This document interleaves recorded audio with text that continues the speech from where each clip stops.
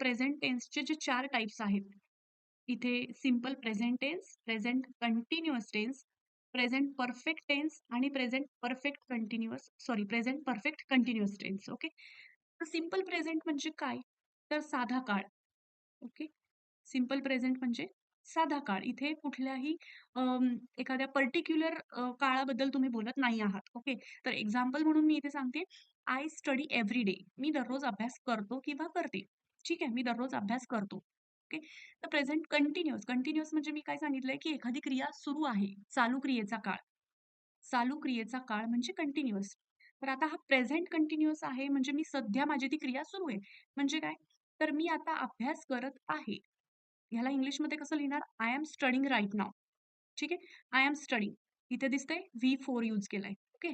आता present perfect म्हणजे एखादी क्रिया कंप्लीट झालेली आहे. ठीक आहे. तर एक्झाम्पल म्हणून आपण बघूया. मी 2 तास अभ्यास केला आहे. केला आहे. तर 2 तास अभ्यास कंप्लीट झालाय. ठीक आहे. सो इथे आपण परफेक्टमध्ये काय यूज करायचं? तुम्हाला हॅव यूज करायचं आहे आणि अजून काय यूज करायचंय? Third form. ॲक्शन व्हर्बचा थर्ड फॉर्म तुम्हाला यूज करायचा आहे. ठीक आहे. So I have studied for 2 hours. 2 hours.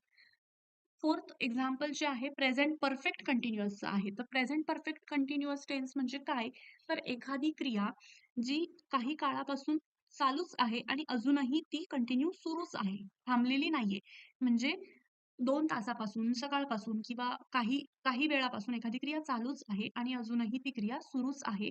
याला आपण प्रेझेंट परफेक्ट कंटिन्युअस टेन्स असं म्हणतो. तर एक्झाम्पल म्हणून मी इथे घेतलंय, मी सकाळपासून अभ्यास करत आहे. आता सकाळपासून अभ्यास करत आहे आणि अजूनही अभ्यास करतच आहे. तर परफेक्ट कंटिन्युअस टेन्स तुम्ही इथे म्हणाल. तर सेंटेन्स कसं तयार होईल? तुम्हाला हॅव बीनचा यूज करायचा आहे आणि ॲक्शन व्हर्बचा फोर्थ फॉर्म यूज करायचा आहे. So I have been studying since morning असं तुमचं सेंटेन्स तयार होईल.